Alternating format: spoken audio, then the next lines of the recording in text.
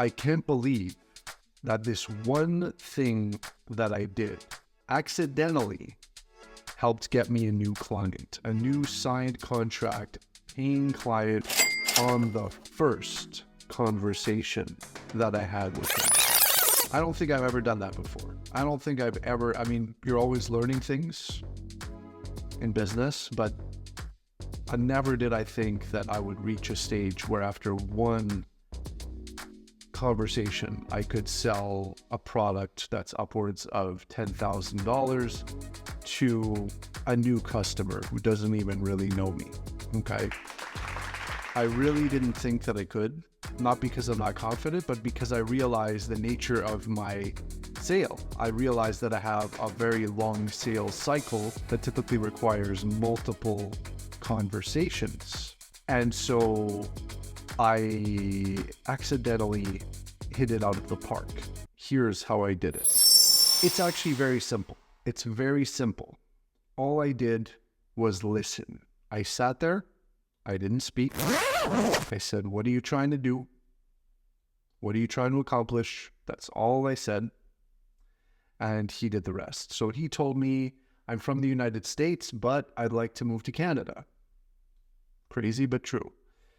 He's a lawyer. He's a legal professional. So he's a very intelligent human being. I could tell that very quickly into the conversation. And so he had actually told me something that another provider had done that same day, which he did not like. He did not like it at all. And so I asked him, I said to him, "What did this other provider do?" He told me that right out the gate, this marketing agency, because I have a marketing agency, that's what I do.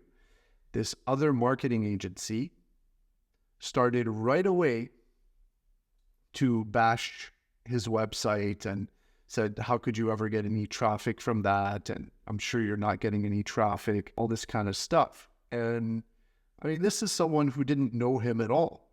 They didn't know each other at all. So it came off pretty strong saying these types of things and very salesy, as he put it. And so what I did right in that conversation, quite honestly, was just sit there and do nothing. And part of the reason was that I had been hustling myself for quite some time on some new leads that came in throughout the week. I did close another deal, but there's quite a few of them that I didn't close and I've been following up with diligently.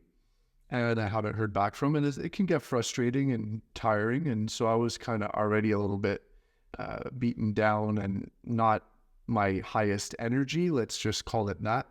And so I went into the call with that, and I was very subdued compared to how I usually am, which is high energy, lots of information, lots of acronyms, lots of ideas, lots of, And so I really just took a step back. Not because I was trying to, it just happened. That was just the day it was happening. I was a little laid back that day and I just listened. I just opened both my ears. I shut my mouth, closed, open. Hey, listen! And he quite literally told me he doesn't want to do business with anyone else. He just wants to work with us. The second call I had with him, he had signed the contract on the call right away without hesitation and given me his credit card information. And I processed the transaction that same afternoon and sent him the invoice. So one sales call from an inbound lead. It was an inbound lead, which are easier generally to close than outbound leads.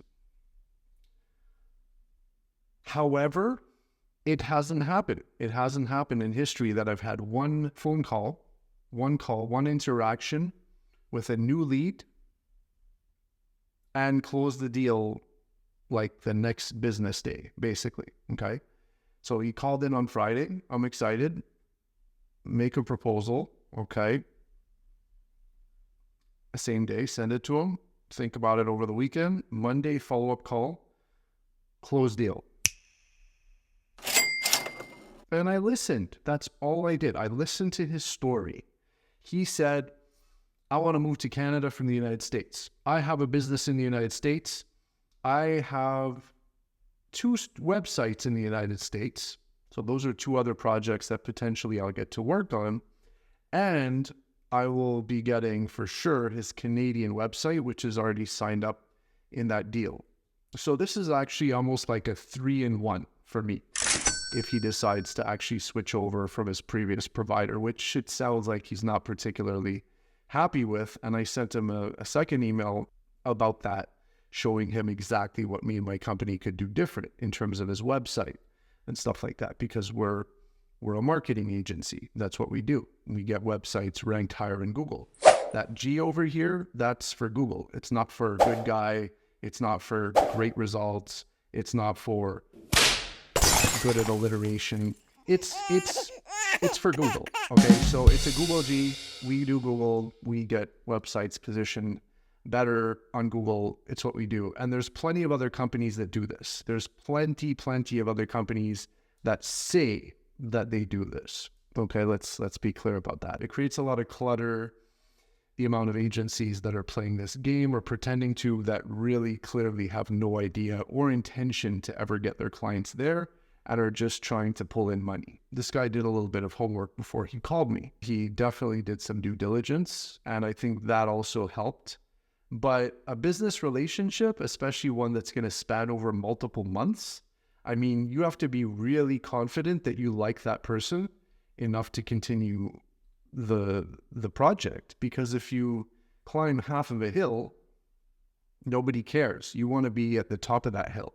You want to be on the first page of Google. You want to be at the top of the first page on Google for whatever you can be, if you can, if it's possible, if it's realistic. And if not, then we target, easier objectives, keywords that are less competitive to get up there. So for him, he felt extremely comfortable extremely quickly because I listened.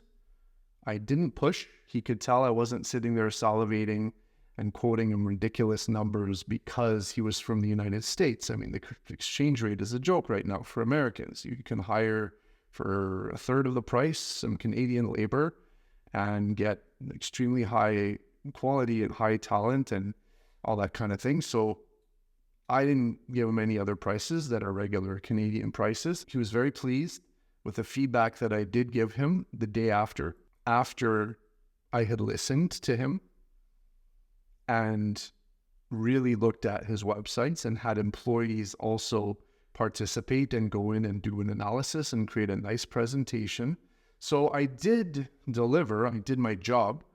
All right. There's no secret here. There's no magic. I did everything that every B2B company does. I understood the need, little mini need analysis. I analyzed his website. I took a very good look at exactly what he was trying to do. He needs a new website now, targeting Canada, etc., etc. And I put it together exactly matching everything I said by phone. I reiterated certain points, which we spoke about in the email that I sent him, which also were in the fine print of our agreement, particularly anything relating to third-party fees, what is and isn't included in all of this and stuff like that. So there's no surprises. And I addressed all of his pain points or concerns. So a big concern for him was, I really just don't want to be surprised with any extra fees.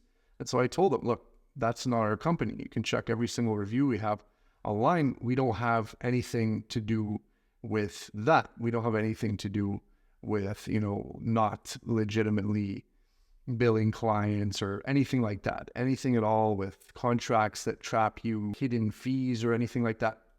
None of this. So I really reassured the client and made sure that he, nothing scary could be possibly uncovered within his imagination. Okay. So, but the only reason I was able to prepare something that matched his timeline, moving to Canada, and to suffice to properly answer his questions, was to really pay attention to what he was trying to do, what his main concerns were, and what he's ultimately trying to achieve. So if you want to increase your conversion rate with the leads that you're getting, I strongly suggest to open your ears and, as they say in French, ferme ta gueule, okay?